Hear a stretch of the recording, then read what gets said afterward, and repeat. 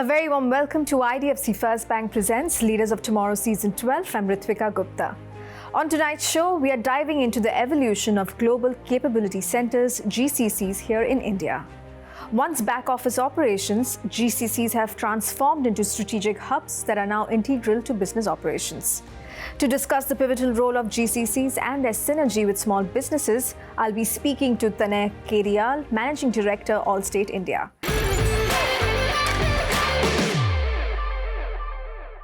Before that, my colleague Ishita Dang will present a report on the current GCC landscape in India. Over to you, Ishita.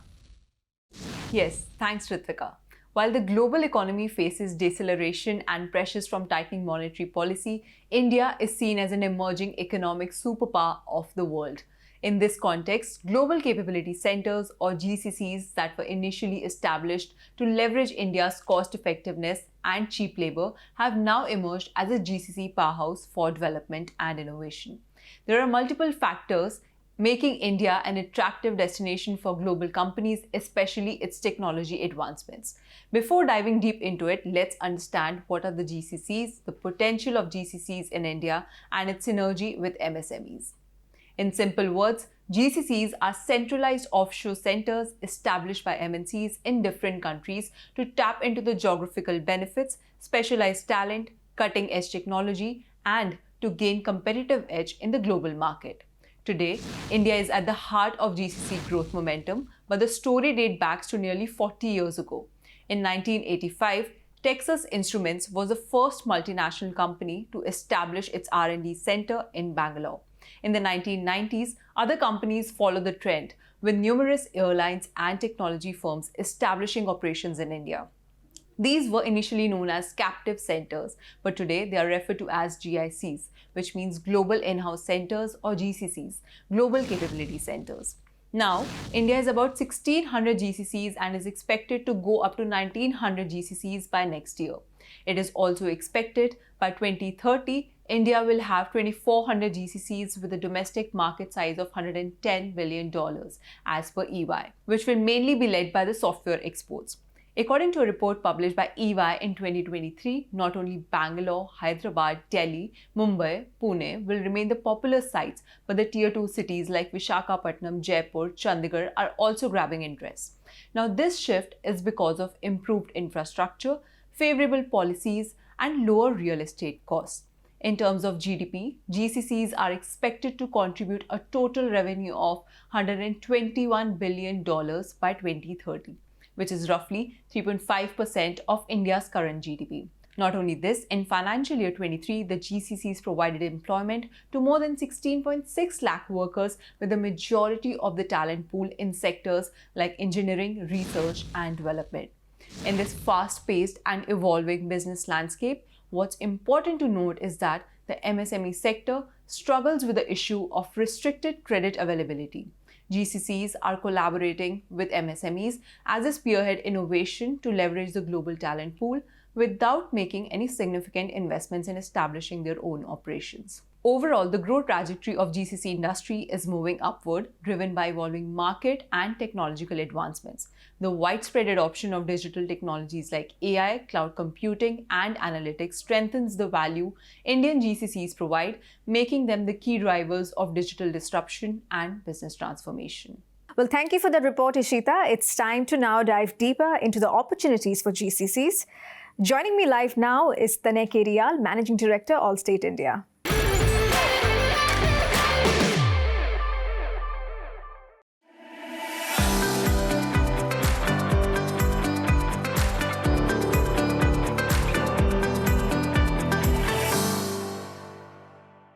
Hi, Tanay. Thank you so much for joining us today. Thank you, Ritwika. Definitely a pleasure, and thanks for inviting me. So, Allstate India plays a crucial role as a GCC for Allstate Corporation. I want to begin this interview by requesting you to explain what a GCC is, especially for those unfamiliar with the concept. What is the role of a GCC, and in the same framework, how does Allstate India fit in? GCCs, or Global Capability Centers, are essentially subsidiaries or offshore units of large multinationals like Allstate.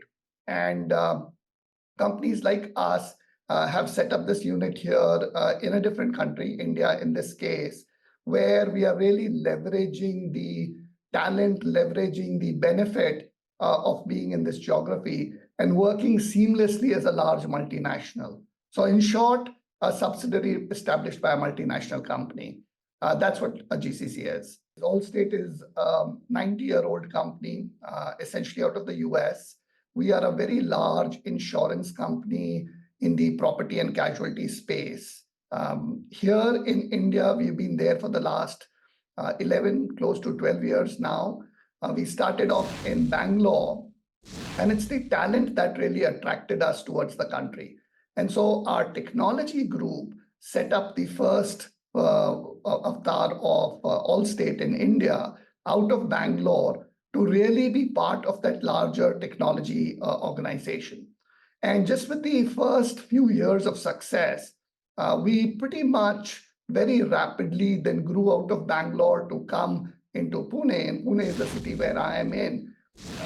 We are based out of Bangalore and Pune as a subsidiary of the larger Allstate corporation.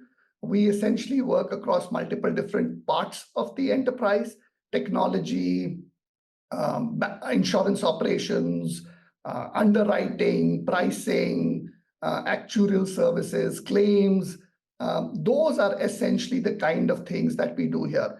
We also do a lot of support to the corporate functions, the shared services of finance, law and reg, some of that as well that we do out of the country in here. Now, Allstate India has seen accelerated growth over the past 11 years. Tell us, Tanay, what according to you have been the key drivers of this success? Talent and the success of our being able to leverage the talent has been a key part to it. We came here for talent. If I look whether it's in the technology team or if I look with respect to insurance operations or claims, the quality of people who work for us really go out to ensure that our customers get the best experience. And that has been the secret sauce, the mantra that has really helped us to leverage what we do out of here and more. So in the initial period, the kind of work that we were doing was a lot more simpler. But as more and more confidence started coming in, as more and more we realized that the benefit that we are able to do in alignment with our global vision is giving us the value, is giving us the impact, more and more we started to continue to build out what we have here in Allstate India. So attracting talent, developing talent, the focus towards hiring top talent and doing more and more complex work has really helped us.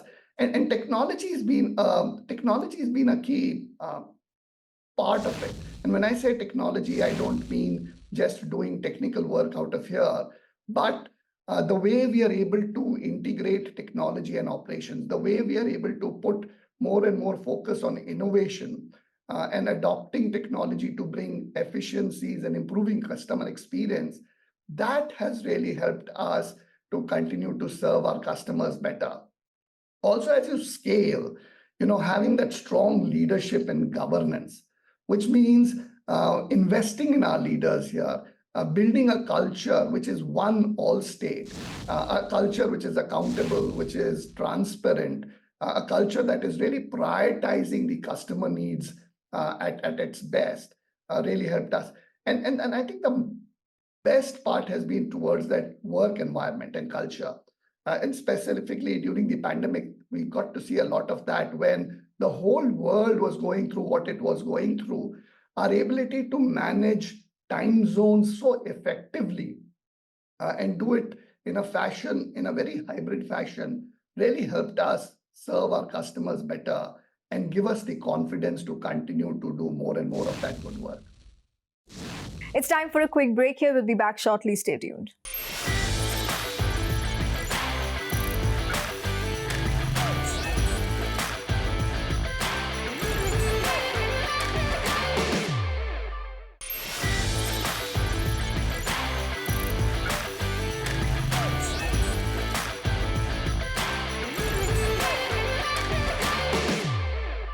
Welcome back to IDFC First Bank Presents Leaders of Tomorrow Season 12. In conversation tonight with Allstate India to delve into the critical role GCCs play and their connection with small businesses. Listen in.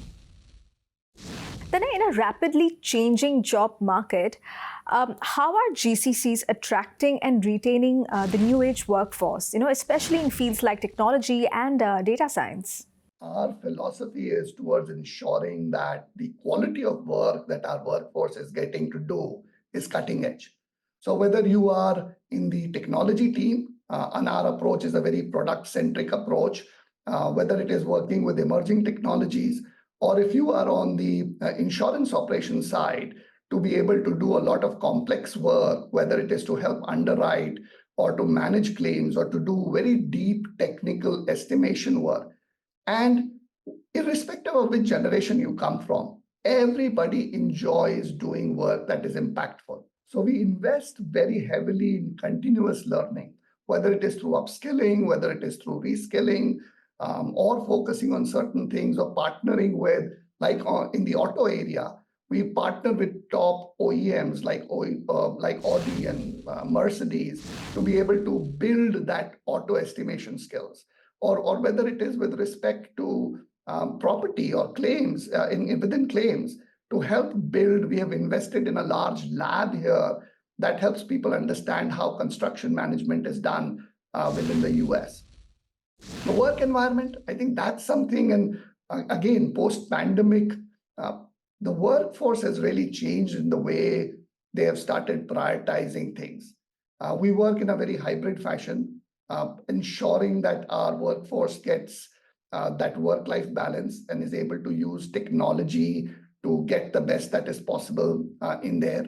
And we are quite intentional. We are quite intentional in terms of that professional growth, putting specific mentorship programs, investing in developing talent, investing in developing leadership itself, and across multiple segments. We've just concluded Powerful and Rise. These are two strong women programs that we have been spending a lot of our effort in to build that leadership in there. And not just from a gender perspective, a very diverse workforce, whether it is able, whether it is with respect to veterans or with pride, continuing to invest, because these are things that for the current generation is top of the mind. And it is thing that we value very highly as an enterprise. And I see that as a great way for individuals to find their individual purpose, lining up to the purpose of Allstate. And to me, that really goes towards ensuring we have a long-lasting relationship with our employees and a long-lasting career for those individuals as they come into Allstate. And how is India's evolving GCC landscape influencing fintech innovation, especially in driving growth and providing solutions for the MSME sector? And what role do you see Allstate India playing in this transformation? Our approach has been very intentional as well. I was talking about diversity earlier, and there is diversity not just in terms of the workforce that's working with us, but diversity also in terms of the partners that we work with. So whether it is partners who provide talent acquisition services or headhunters, or whether it is with respect to the ones who set up specific offerings within our office in there, or the ones that supply, whether it is in terms of diversity of gender, whether it is in terms of diversity from an MSME sector perspective, all of those are very intentional approaches that Allstate and many players like us who are really driving that in there as well. But the other is also enabling or empowering these MSMEs in there as well. So how do we really partner with them to help them up their game, whether it is in terms of their capability, whether it is in terms of the sustainability effort that they provide, or whether it is in terms of just the services that they provide to us. So across multiple of these efforts, I do see Allstate and many GCCs like us who are partnering to empower and to drive the ecosystem in a much more meaningful way. Now, with over 25 years of global leadership experience across various domains, Tanay, tell us, how have you seen the role of a leader evolve in technology and finance? My first job was actually on a shop floor. And from that point to today, the world's changed quite a bit. But I think what hasn't really changed during this period is the fact that we all work in a very collaborative fashion. We all work in a very cohesive fashion towards providing that end results to our customers, towards ensuring the way we give back to our community to help build talent in its different form and shape. That hasn't changed.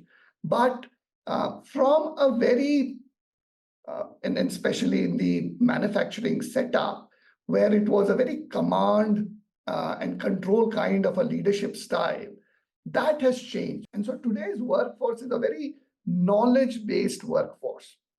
And especially the generation that is coming in, whether you talk about the Gen Y or the Gen Z, they are the ones who are really questioning rather than saying, you tell me what needs to be done, and that will essentially be done. Your word is my command. And so the leadership style has also been shifting from being a very command kind of a leadership, a more authoritative figure. It's becoming more and what I call as the servant leadership, the other way around. And the job of the leader today is really to be the blocker and the tackler, helping the team become more successful. The job of the leader today is really to enable and empower the team to go about and make that happen in a lot more worthwhile fashion and an impactful fashion. So the leader continuing to invest to understand technology, the leader continuing to invest understanding how data works and being able to make decisions through a lot more data-driven approach, that's changed in multiple ways in there as well. The leadership style went through a period when general managers were more in demand, and you really needed somebody who's able to tie things and bring that in together. That's still important, but that is not the only thing. Today, it's clearly expected that you understand that domain, you understand that technology, you are deep with respect to that. So when we look towards hiring leadership at Allstate, we do want people who understand insurance and be in specific around understand insurance in PNC or understand BFSI as a wider area in there as well. And that's becoming a key ask of leaders. I think the last piece that I will say is the learnability. Today, leaders, it's no more I've done this for the last 10 years and this is how it will be.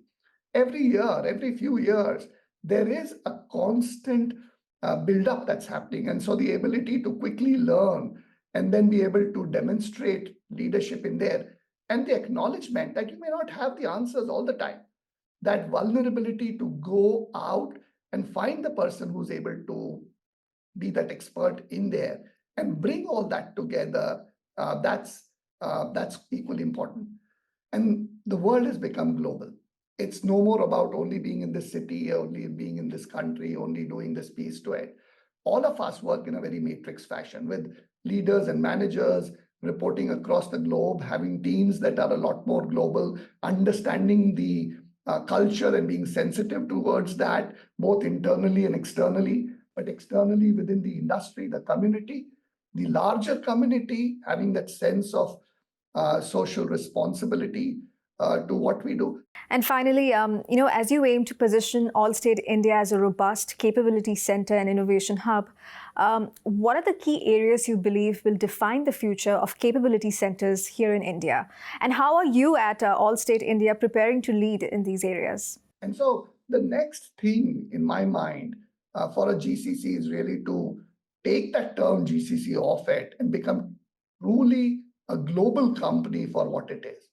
Now, there are some white spaces in which GCCs are actually doing that quite actively. So technology, and within technology, especially as the world itself is going through a change around AI and ML and cloud, and in terms of advanced data and analytics, the whole world is, especially today, the Gen AI that's being spoken of.